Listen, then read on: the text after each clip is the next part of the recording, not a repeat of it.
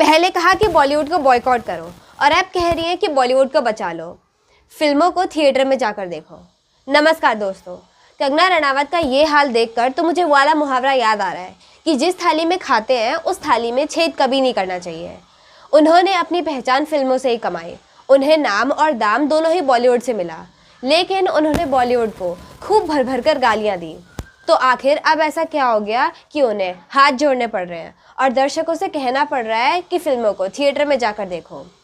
कंगना का ये हाल हुआ है उनकी लेटेस्ट फिल्म तेजस के बॉक्स ऑफिस पर डिजास्टर साबित होने के बाद। तेजस ने पहले दिन 1.25 करोड़ रुपए कमाए, लेकिन दूसरे दिन से ही फिल्म बैठने लगी।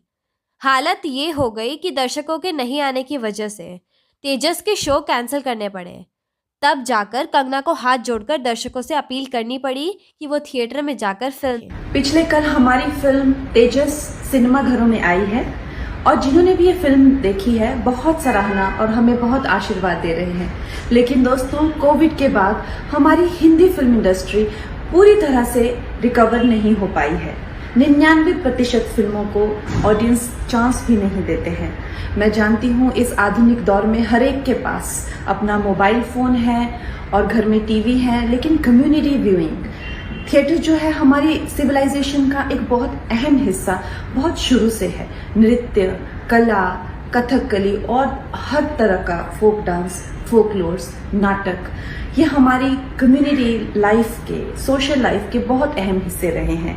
तो दोस्तों, हिंदी फिल्म इंडस्ट्री में खासकर मल्टीप्लेक्स की ऑडियंसेस से मैं ये रिक्वेस्ट करती हूँ कि अगर आपने पहले उरी, मैरी कॉम, नीरजा जैसी फिल्मों का आनंद उठाया है तो आपको तेजस भी बहुत पसंद आएगी।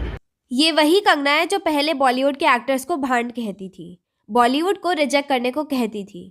अपने साथियों को खुलेआम भांड कौन कहता है? बॉलीवुड से सबको शिकायत हो सकती है। यहाँ पर अलग अलग कैंप हैं, कुछ खास एक्टर्स को भी प्रमोट किया जाता है। जो एक्टर्स सीधे साधे होते हैं उनके खिलाफ साजिश की जाती है और कई बार कुछ ऐसी फिल्में बनाई जाती हैं जो किसी धर्म के खिलाफ होती हैं।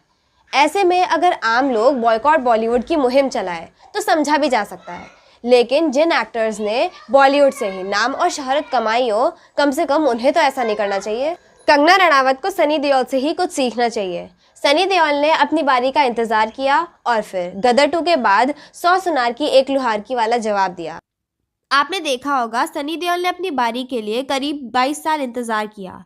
2001 में गदर आई थी जो हिस्टोरिकल ब्लॉकबस्टर थी। इसके बाद सनी देओल की इंडियन, अपने और यमला पगला दीवाना टाइप की फिल्में ही थोड़ी बहुत चली। बॉलीवुड भी उन्हें करीब करीब भूलता जा रहा था। कोई बड़ा बैनर उनके साथ काम नहीं कर रहा था, लेकिन फिर भी सनी देओल ने कभी भी किसी को भला बुरा नहीं कहा, ना तो किसी एक्टर के बारे में और ना ही बॉलीवुड के बारे में। लेकिन अपनी फिल्मों की ऐसी हालत होने के बावजूद भी कंगना कुछ सीखने को तैयार ही नहीं है। वैसे तो आपको सफलता के बाद भी नरमी बने रहना चाहिए, लेकिन अगर आप असफल हो तो फिर तो कम से कम आपको अपनी अकड़ छोड़ ही देनी चाहिए। लेकिन फिर भी कंगना तो ये सब करने को तैयार ही नहीं है। तेजस की डिजास्टर साबित हो जाने के बावजूद भी जरा उनकी तेवर तो देखिए। कंगना रनावत ने लखनऊ में यूपी के सीएम योगी आदित्यनाथ और उत्तराखंड के सीएम पुष्कर सिंह धामी को अपनी फिल्म दिखाई, लेकिन फिल्म का शो खत्म होने के बाद कंगना ने जो कहा उसने भी कई लोगों का मूड खराब कर दिया। आई थिंक मैंने तो देखा कि योगी जी की आंखों में आंसू आ गए थे और वो इतने भावुक हो गए थे फिल्म देखकर, और उन्होंने हमें आश्वासन दिया है कि वो इस फिल्म के जो जितने भी दुश्मन, जो जितने भी एंटी नेशनल जो जिसे कह सकते हैं तत्व हैं, वो इसके पीछे पड़े हुए हैं। तो उन्होंने आश्वासन दिया है कि वो हमारी सपोर्ट करेंगे और जो नेशनलिस्ट है, राष्ट्रवादी लोग हैं। अब आप ही बताइए, क्या ये कोई बात हुई? जो उनकी फिल्म को नहीं देखेगा क्या वो एंटी नेशनल हो गया? मैंने तो तेजस नहीं देखी, आप में से भी कई लोग होंगे जिन्होंने तेजस फिल्म नहीं देखी, तो क्या आप एंटी नेशनल हो गए? यही वजह है कि मैं कह रही थी कि कंगना रनावत को सनी देओल से कुछ सीखना चाहिए। सनी देओल ने अपनी सफलता के लिए 20 साल का इंतज़ार किया, लेकिन उन्होंने बॉलीवुड को कुछ भी बुरा भला नहीं कहा। यही वजह है कि अब गदर 2 ऑल टाइम ब्लॉकबस्टर साबित हुई। हर तरफ गदर 2 के चर्चे हैं। कॉफ़ी विद करण में भी इसकी चर्चा हुई।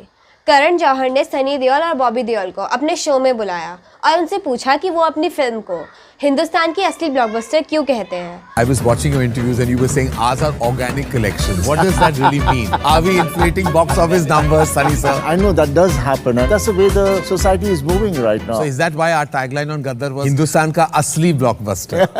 आपको याद होगा मैंने इस पर एक वीडियो भी बनाया है, और अगर आपने वो वीडियो अभी तक नहीं देखा है तो उसका लिंक इस वीडियो के डिस्क्रिप्शन बॉक्स में भी दिया है। तो सनी देओल ने बॉलीवुड वालों को आईना भी दिखा दिया और उनको कुछ कहा भी नहीं। कंगना रनावत को भी ऐसा ही करना चाहिए। आप क्या कहते हैं इस बारे में? कमेंट बॉक्स के थ्रू ज़रूर बताइएगा। वीडियो पसंद आए तो वीडियो को लाइक एंड शेयर करें, चैनल को सब्सक्राइब करें, साथ ही बेल आइकन प्रेस करके ऑल नोटिफिकेशन ऑन करना ना भूलें। Thanks for watching.